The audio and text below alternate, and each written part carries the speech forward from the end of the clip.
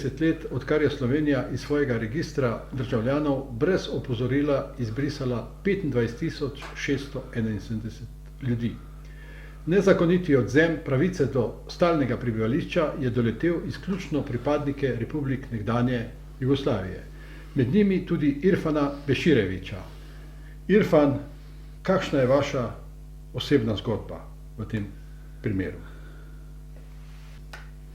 Tako začnem. Jaz sem v Slovenijo prišel kot enoletni otrok, so me starši prinesli iz Bosne in Hercegovine, ker takrat, vemo, je bila skupna država in smo lahko živeli po celi bivši Jugoslaviji. In moj oče bi zidar in je prišel v Slovenijo delati in tako je tudi družino pripeljal v Slovenijo. Tle v Sloveniji sem se šolal, prvo sem obiskoval osnovno šolo Trnovo v Ljubljani, potem sem šel za gostinca. In vse lepo sem živel vse do 92. leta, dokler nisem zvedel, da sem izbrisan.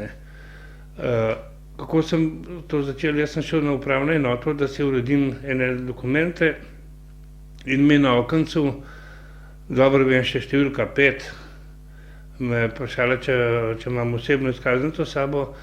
In jaz sem imel osebno izkaznico s sabo, ki je izdana 22. aprila 1991, slovenska osebna izkaznica.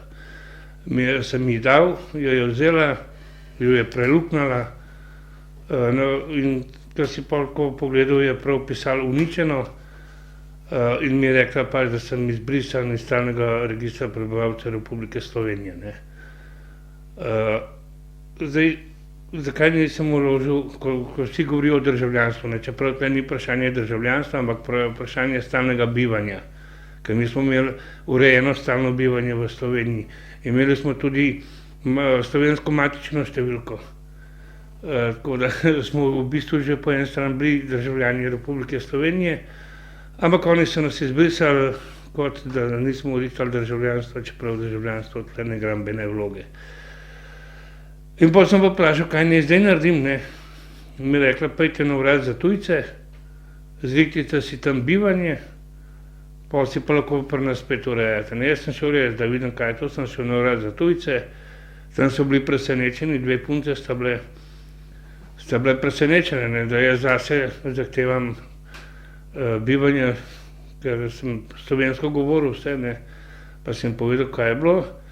So rekli, da oni nam mi bivanje ne morajo dati, ker nimamo veljavnih dokumentov. Da ne grem na takrat še jugoslovansko ambasado v Trst in naj si najprej dobim jugoslovanski pasoš in da pa se lahko tle uredim. Jaz sem klical na ambasado v Trst, so rekli, in sem povedal pač, da bi rad dokument, da si uredim bivanje v Sloveniji in so mi rekli, a nimam bivanja, sem rekel, ne, so me izbrisali, uničili so mi osebno. In so mi na ambasadi rekli, da ne morem, ker nimam bivanja v Sloveniji, da me oni ne morajo oddati, da moram imeti v Bosno. A dol je bila vojna. In med vojno je dol, je bilo tako, da nisem pol in sem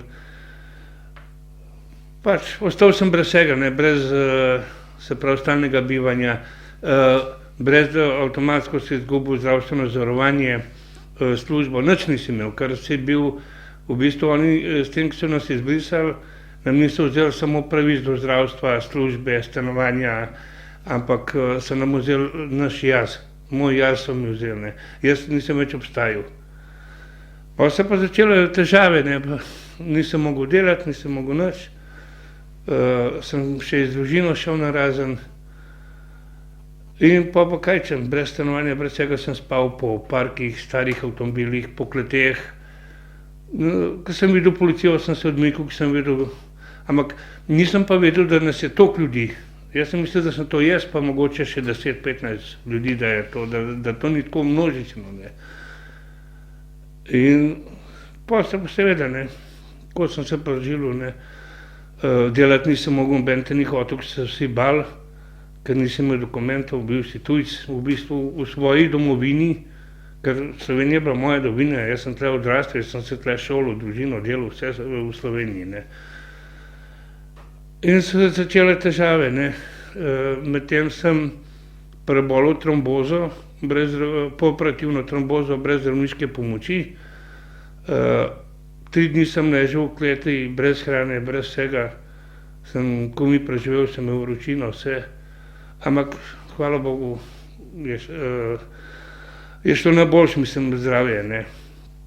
Ampak dolgih 12 let, dokler si nisem pol spet preko našega boja izbrisanih, ne, ker smo dvakrat na Ustavnem sodišču Republike Slovenije dobili, da nam morajo povrniti status, pa niso, pa drugič, pa dokler nismo šli na Evropsko sodišče za človekove pravice, ne.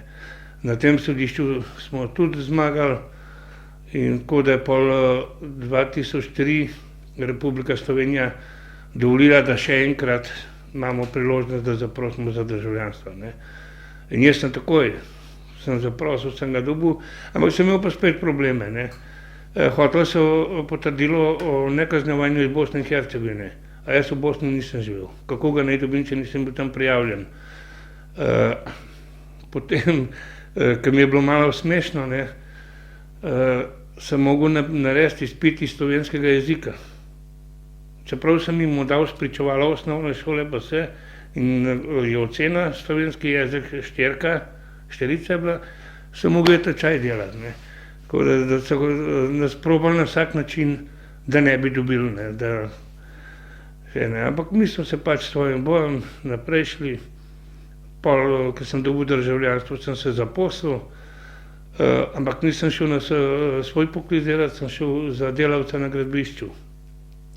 Tam mi je ponovno žila zaradi tromboze počela, ne, se odprla in od takrat tudi za delo nesposoben, ne, ker mi noge zatekajo, odpirajo se rane, tako da nisem sposoben za del, ne, ker kelnerji, vemo, so skozi na nogah, na gradbišču je težko, ne. Ampak preživljam, ne, in s tem našim bojem izbrisanih, ne, smo dosegali tisto, kar v bistvu en del popravi krivic, ne. Niso vse krivice popravljene, ampak en del je pa. In najbolj sem vesel, da sem lahko ostal v Sloveniji, ker jaz sem tukaj, da sem imel družino, tukaj sem prijatelje imel, vse sem imel tukaj v Sloveniji. Jaz v Bosni, če realno povem, jaz sem bil v Bosni nazadnje prej, ne, če govorimo nazaj, leta 1984, ko sem bil na delovni akciji, ampak s slovensko brigado, ne. In od 1984 pa vse do 2008 nisem bil v Bosni. 2008 sem šel v Bosno, ampak zato, ker smo šli zaradi izbrisanih, da vidimo, koliko jih lahko najdemo pa to, ne. In jaz pravim, ampak to ni cilj zdaj, da smo mi končali svoj boj, ne. Naš boj bo še trajal. Pa moja prioriteta kot predsednika izbrisanih je, da se država opraviči. To se pravi, predsednik države bi se mogel opravičiti izbrisanim, ker oni pravijo, da je bila to napaka. Ni bila nobena napaka, to je bilo namerno narejeno, ker takrat, ko so sprejemali odločitev, ali nas izbrišejo ali ne, so bili opozorjeni v parlamentu, ne, slovenskem, so bili opozorjeni, da bo to nekega dne Slovenijo koštalo. In oni tega niso upoštevali, so nas izbrisali. Ampak interesantno, samo večinoma južnjake, par Slovencev, prav Slovencev, rojenih Slovencev, korenine slovenske, a niso brisali Nemcev, Italijanov, Francozov, ki so živeli v Sloveniji, ne, ker oni bi tudi mogli pol zaprositi, ne. Ampak oni pravijo, oni so imeli urejeno. Prej smo mi imeli kao oni, ne. Ker če realno gledamo, vsi Nemci, Italijani, Francozi, ki so hoteli živeti v Sloveniji, takrat v bivši Jugoslaviji, ne, so preko Beograda dobili dovoljenje za bivanje. Mi pa ne, mi smo pa tukaj v Sloveniji dobili, ker smo bili v isti državi, ne. Saj noben ne osporava osamosvojitev Slovenije pa vojna za Slovenijo, vsaka čast, ja, Slovenija postala samostojna država, ampak ne bi smeli tega narediti.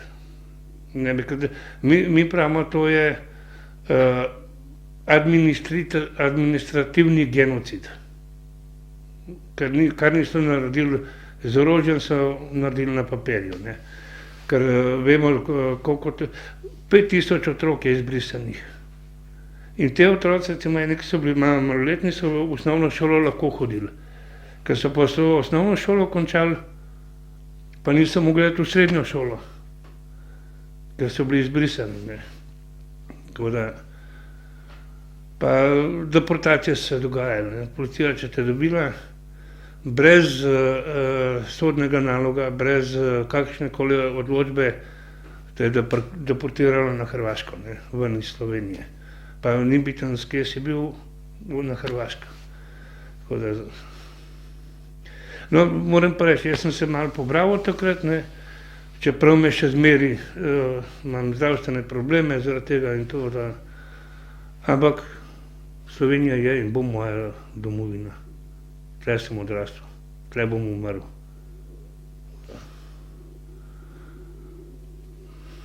Kako ste pa sodelovali z Matevžem Krivicem? Kakšna je bila njegova vloga pri reševanju problema izbrisanih?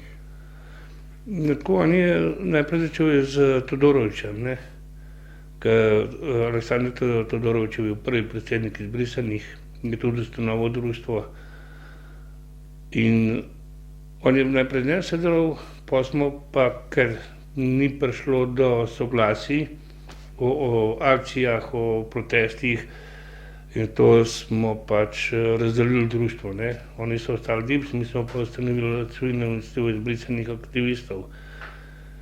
In od začetka je bilo še vse v redu, jaz sem kar spoštoval ga od začetka, dokler nisem izvedel, ne, da je bil on ustavni sodnik, poročevalec in da ni pravočasno dal prve ustavne presoje naprej, ker on bi mogel to ustavnim sodnikom dati, ne. Se je naše sodelovanje z moje strani najprej nehalo, ne, ker sem pol malo sumiral, pa smo se pa pogovarjali še tako z drugimi in mislimo, ne, pač, da je on potaknjen iz strani politike, da kot pomaga jim, a ne jim pomagati, ne. In zato smo pač šli od njega in od takrat, ko smo šli na Evropsko sodišče za človekove pravice, od takrat sploh ne sodelujem. Sploh ne sodelujem. In kaj je bilo vse tukaj narobe v tem vašem odnosu, kot zdaj razumem, med Krivicom in izbrisanimi? Jaz se pravim, to je bilo to. Mi smo šli na ulice. Mi smo se kazali, mi smo bili glasni. On je nam govoril, da ne, da je treba za zeleno mizo. Ampak z našo politiko se ni dalo. Čim so slišali, da neki izbrisani hočejo, takoj so nas napadali, recimo, ne, Zmago Jelinčič na pisarni je imel izbrisani vabljeni na ples, ob Sendviču vam bo igral Zmago Jelinčič na puško mitraljezo. Janez Janša je rekel, to so simpatizerji JLA in par nepismenih čistilk. In žalili so nas, ne. In pol mi smo videli, da iz našo politiko se ne da, da moramo iti ven, ne. On je pa vse hotel, ne, tako da on je sam hotel kot za zeleno mizo in zdaj, če vam iskreno povem, ne bom rekel, da je to on naredil, ampak sumiramo to, ker smo mi šli karavana izbrisani v Bruselj. Mi smo šli v Evropski parlament govoriti. In je bila karavana izbrisanih, je prišla depeša v Bruselj, da mi nismo izbrisani, da to je ena skupina. Kdo je pa to poslal? Ja, jaz sumim, da Krivic. Dokazati nisem mogel, ne, ker tega depeša nismo videli, a vemo, da je, ker so nam tam povedali, ne, smo mogli še dokazati, da smo mi to društvo, ne. Drugače nas ne bi sprejeli, a vse je bilo organizirano. Ker mi tudi ne bi prišli v Evropski parlament govoriti, če ne bi bilo profesorja Roberta Čakona iz Italije. Ker on nas je spoznal z italijanskimi evropskimi poslanci in so oni pol organizirali, da lahko kje pridemo, ne. Drugače, kar se tiče naše politike, mi Bruslja ne bi videli, ker nam ne bi dovolili, ne. Pa bili smo osebno sem bil pri visokem komisarju za človekove pravice in ustavo Evrope. Mislim, da je bil Franko, ne vem, kaj je bil. Pri njemu smo bili. In ker smo mi bili pri njemu, 14 dni po tistem, takrat je bil notranji minister Dragutin Mate, je ta komisar poklical Mateja na razgovor, kaj se to v Sloveniji dogaja, ne? Ker Evropa ni vedela. In jaz mislim, da to se upam trditi in to tudi njemu, upam mu brez povedati, da pač sumim, da je on postavljen med izbrisane iz strani države.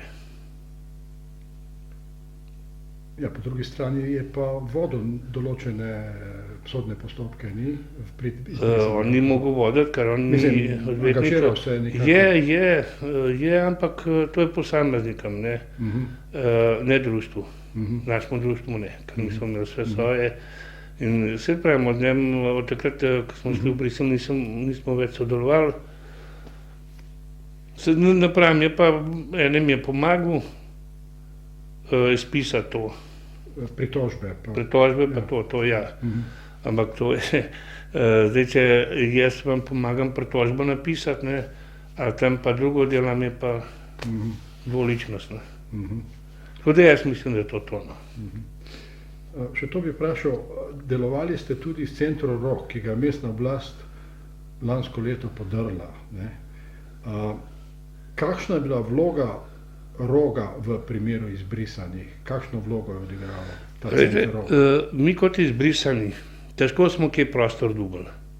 Mi smo imeli sestanke na Metelkovi od začetka, ker nam je Metelkova ponudila, da imamo lahko pri njih sestanke vse.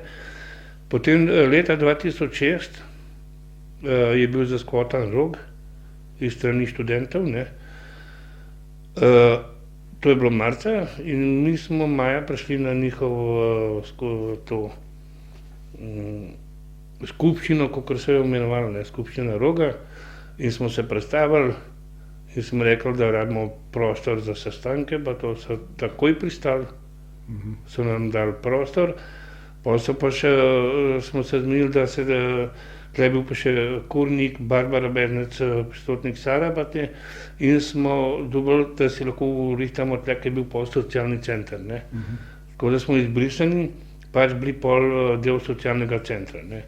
In jaz sem tam imel društvo, tam je bilo sedež društva, civilne iniciative izbrisanih aktivistov, in delovali smo, in mi izbrisani nismo delovali samo za pravice izbrisanih, ampak smo delovali tudi na pravicah migrantskih delavcev, istospolnih partnerjev, za pravice Romov, bili smo zelo aktivni na vseh področjih.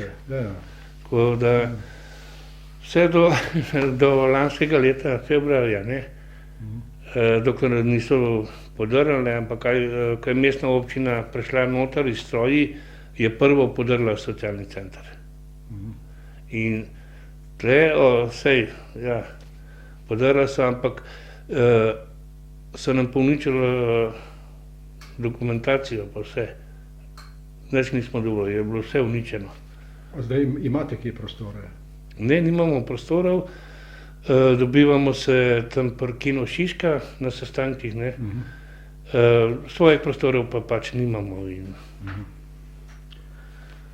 Malo se dobimo pri meni doma, recimo, če nas je 3-4, ali pa pri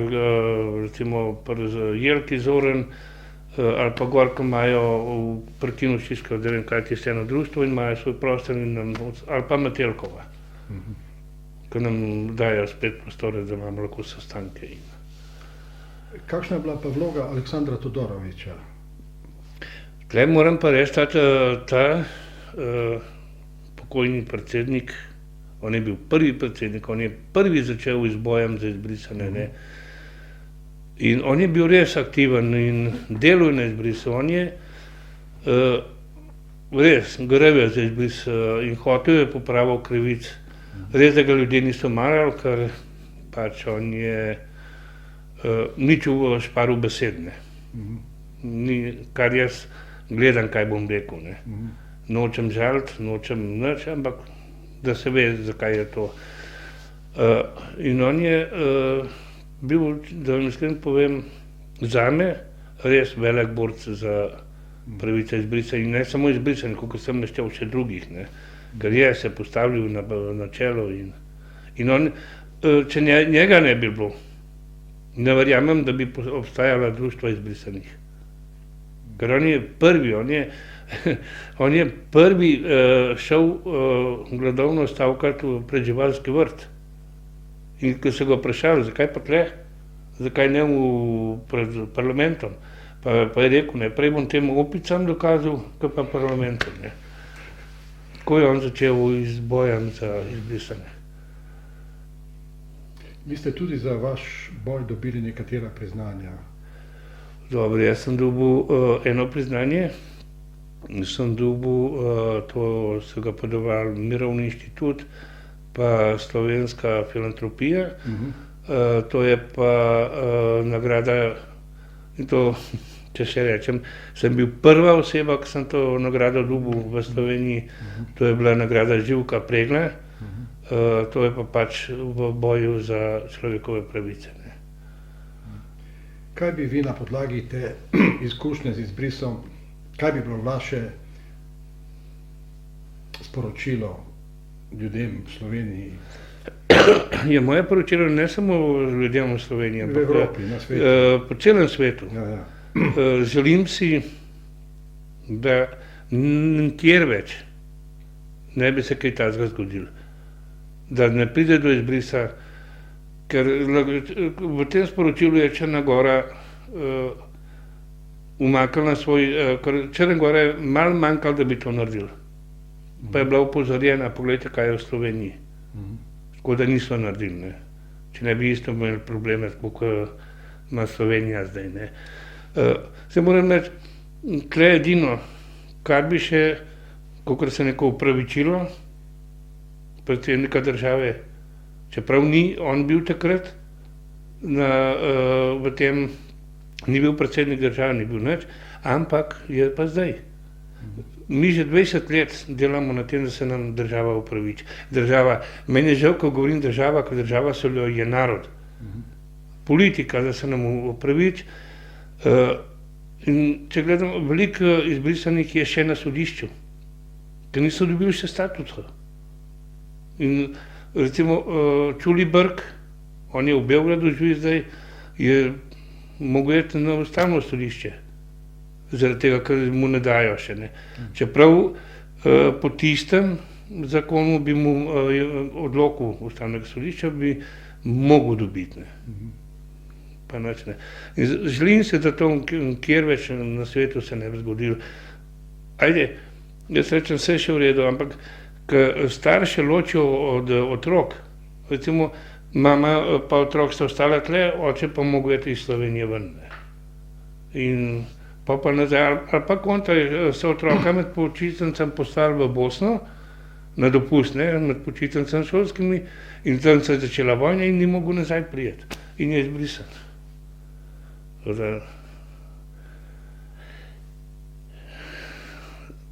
Ker ni, tudi ta zakon bi mogel urediti za izbrisane, ne.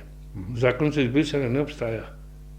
Bi ga mogli urediti, ne, da se ve, da, ker jaz razumem, da je sodišče, da malo ne vejo, kako pa kaj, ne. Če bi pa zakon uredili, pa da bi po zakonu vse to delali, bi bilo drugačne.